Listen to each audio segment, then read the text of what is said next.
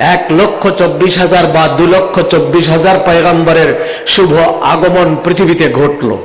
অবশেষে এসে বন্ধ হয়ে গেল সৈয়দনা ঈসা আলাইহিস সালাতু ওয়াস সালাম পর্যন্ত। ঈসা আলাইহিস সালামের পর দীর্ঘ একটা সময় গ্যাপ পড়ে গেল 570 বছর। এই দীর্ঘ গ্যাপের মধ্যে মানুষের রোগ ব্যাধি বেড়ে গেল। এমন রোগ ব্যাধি বাড়ল, চিটাগঙ্গে যদি দীর্ঘ 1 মাস কোনো হসপিটাল না থাকে, কোনো ডাক্তার না থাকে, তো রোগীর সংখ্যা বেড়ে যাবে, মরার সংখ্যা বাড়বে। তো যখন দীর্ঘ 570 বছর কেউ নাই, তখন মানুষের ভিতরে বিভীষিকাময় অবস্থা সৃষ্টি হলো, পৃথিবী অন্ধকারাচ্ছন্ন হলো। এবং এই অন্ধকারাচ্ছন্নতার মধ্যে সবচেয়ে ডিপ ডার্ক হয়েছিল কোনটা? আল আরাবু আসাদ্দু কুফরান ওয়া নিফাকা। এই আরব সমাজ এরা সবচেয়ে বেশি খারাপ হয়েছিল। তাদের চেয়ে বেশি খারাপ পৃথিবীর কোনো অংশ ছিল না।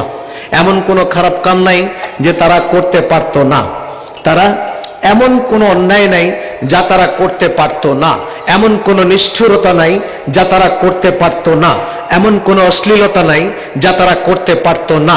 ঠিক এমন সময় প্রকৃতি চিৎকার করতে লাগলো, কে দেবে আমাদেরকে আরাম, কে দেবে আমাদেরকে শান্তি মুক্তি? গাছপালা, তরুলতা, জীব জানোয়ার, পশু পাখি, প্রকৃতি, হাওয়া বাতাস, চাঁদ সূর্য, সাগর নগর, পাহাড় পর্বত, কীট পতঙ্গ, পশু পাখি সবাই মিলে যার যার ভাষায় আল্লাহর কাছে কাকুতি করতে লাগলো, আল্লাহ তুমি আমাদেরকে শান্তির দূত পাঠিয়ে দাও, তুমি আমাদেরকে মুক্তির দূত পাঠিয়ে দাও।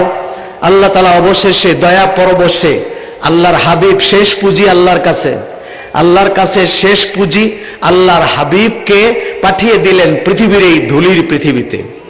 কোন জায়গায়? আমেরিকায় পাঠালেন না, বাংলাদেশে পাঠালেন না, সবচেয়ে বেশি ডেঞ্জার জোন, সবচেয়ে বেশি খারাপ জায়গা, এখানে সবচেয়ে দুর্ধর্ষ নবীকে পাঠাতে হতো, সবচেয়ে রাগী নবীকে পাঠাতে হতো। কিন্তু আল্লাহ তাআলা সবচেয়ে নম্র ভদ্র, সবচেয়ে শরমওয়ালা, সবচেয়ে মহব্বতওয়ালা, সবচেয়ে প্রেমওয়ালা, সবচেয়ে শালীনওয়ালা এমন একজন নবীকে সেখানে পাঠিয়ে দিলেন। কি দিয়ে পাঠিয়ে দিলেন? কোরআন শরীফে আল্লাহ তাআলা বলছেন, ইয়া আইয়ুহান নাবিয়্যু ইন্না আরসালনাকা শাহিদান ওয়া মুবাশশিরান ওয়া নাযীরা ওয়া দাঈয়ান ইলাল্লাহি বিইজনিহি ওয়া সিরাজাম মুনীরা। 1 নম্বর গুণাগুণ দিয়ে পাঠালেন কোরআনের ভাষায় শাহিদ, চাক্ষুষ সাক্ষী, অর্থাৎ নাজির, হাজির ও নাজির। শাহিদ মানে হলো চাক্ষুষ সাক্ষী। কোর্টে যদি কোনো সাক্ষী বলে যে মাননীয় আদালত এই দুর্ঘটনা ঘটেছে, আমি শুনেছি, আমি দেখি নাই, জানি না, সে সাক্ষী কোর্টে থাকবে না, কোর্ট এই সাক্ষীকে এখরাজ করে দিবে, চলে যাও। তাহলে আল্লাহর নবী ওই রকম কোন সাক্ষী নন, চাক্ষুষ দেখবেন আল্লাহর নবী। কিয়ামত পর্যন্ত এই ক্ষমতা দিয়ে পাঠিয়ে দিলেন রাসূলুল্লাহকে। মুবাশশিরান, সুসংবাদ, যাবতীয় মেসেজ দেওয়ার জন্য, উম্মতকে যাবতীয় গুড নিউজ এবং বেস্ট মেসেজ দেওয়ার জন্য পাঠিয়ে দিলেন। নাজিরান, মানুষের অন্যায় অত্যাচার অবিচার পাপাচারের পরিবর্তে আল্লাহ তাআলা কতটুকু খেপে যেতে পারেন, কি পরিণতি হতে পারে এ সম্বন্ধে সংবাদ দেওয়ার জন্য আল্লাহর নবীকে পাঠালেন। জন্য দায়িত্ব দিয়ে পাঠালেন সিরাজাম মুনীরা, দিনের আলো, রাতের আলো, অন্ধকারের আলো, আলোর আলো, সব আলোর সেরা আলো করে আল্লাহর নবীকে পাঠালেন আমাদের কাছে। বলুন সুবহানাল্লাহ ওয়া বিহামদিহি। এতগুলো গুণ দেওয়ার পর আল্লাহর নবীকে এক্সট্রা 3টা আলাদা গুণ দিয়েছেন, আলাদা হাতিয়ার দিয়েছেন, আলাদা অস্ত্র দিয়েছেন। তার একটি হচ্ছে জ্ঞান, আরেকটি হচ্ছে জ্ঞান, আরেকটি হচ্ছে ধৈর্য, আরেকটি হচ্ছে প্রেম।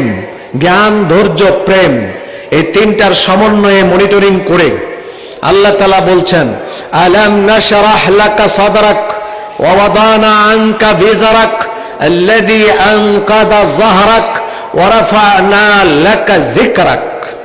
ইদা হাবিব, আপনাকে পাঠালাম পৃথিবীর পরিধি যত দূর আছে, আমার মখলুকাত যেখানে আছে, আমার উলুহিয়ত যেখানে আছে, আপনার পরিচিতি এবং আপনার জিকির সেখানে আছে। ওরা ফানার কোনো সীমানা নাই। ওরা ফানা মানে 10 গজ উঁচা করেছেন, এই পৃথিবীর ছাদে পর্যন্ত আল্লাহর নবীর জিকির আছে, অথবা সিদরাতুল মুনতাহা পর্যন্ত আছে তা নয়, আল্লাহ পাকের মাখলুকাত যতদূর পর্যন্ত আছে ততদূর পর্যন্ত রাসূলুল্লাহ সাল্লাল্লাহু আলাইহি ওয়াসাল্লামের জিকির আছে। এই গুণাগুণ দিয়ে দয়াল নবীজি সাল্লাল্লাহু আলাইহি ওয়াসাল্লামকে পাঠালেন। আল্লাহর নবী তার জ্ঞানের পরিধি কত বড়, জ্ঞানের বিস্তৃতি কত বড়, মাশরিক এবং মাগরিব পর্যন্ত যদি বলা যায় রাসূলুল্লাহকে ছোট করা হবে। জ্ঞানের পরিধি ততদূর পর্যন্তই, যেখানে আল্লাহর মখলুক আছে সেখানেই আল্লাহর নবীর জ্ঞানের ছোঁয়া আছে। সে জ্ঞানের ছোঁয়া কত বড় যে আল্লাহর নবী 4 বছর বয়সে বলেছেন, আমার পায়ের তলায় সাগর দেখতে পাচ্ছি, সাগরের তলায় আগুনের সাগর দেখতে পাচ্ছি। যে 4 বছর বয়সের মানুষ, এত পাণ্ডিত্যপূর্ণ কথা বলার কথা নয়, সেই 4 বছর বয়সে বলেছেন। আর সেটাকে বিজ্ঞান এই 1500 বছর যাবত রিসার্চ করে করে সাম্প্রতিক খুঁজে পেয়েছে সাবমেরিন দিয়ে আটলান্টিক মহাসাগরের নিচে বা মাটির নিচে আগ্নেয়গিরি আছে, আগুনের প্রবাহ আছে। সে আগুনের প্রবাহ যদি সাগরে না থাকত, সাগর আইস হয়ে যেত, বরফ হয়ে যেত। এই বরফ দিয়ে আল্লাহ তাআলা সাগর মানুষের খেদমতে তৈরি করেছেন। যদি সে খেদমত নাই হয়, এত বড় সাগর দিয়ে কি হবে? সেই জন্য আল্লাহ তাআলা সাগরের পানি লিকুইড রাখবার জন্য, যাতে লিকুইড পানির উপর দিয়ে জাহাজ চলতে পারে, এক দেশ থেকে মানুষ আরেক দেশে যেতে পারে, এবং সাগরের মাঝখানে মাছ বসবাস করে, সে মাছ মানুষ খেতে পারে, পুষ্টি জোগাড় করতে পারে। এবং এই সাগরের পানি বাতাসের মধ্য দিয়ে ক্ষুদ্র ক্ষুদ্র রেণু রেণু হয়ে আকাশে উঠে একটা চেম্বারে গিয়ে শিলায় পরিণত হবে, সেখান থেকে ফিল্টারাইজ হয়ে আরেক চেম্বারে যাবে, সেখান থেকে বৃষ্টির পানির ফোঁটা হয়ে পৃথিবীতে আসবে। আল্লাহ তাআলা বলে দিলেন, খবরদার ফেরেশতা মিকাইল, সাবধানে ওখানে পানিটাকে তুমি ডায়ালিসিস করো। পৃথিবীতে আমার বান্দার ছোট বাচ্চা বাইরে থাকতে পারে, একটা মুরগির ছোট ছানা বাইরে থাকতে পারে, পাখির বাচ্চা তার খোলা আকাশের মধ্যে বাসায় থাকতে পারে, শাক সবজি লিকলিকে পাতা থাকতে পারে।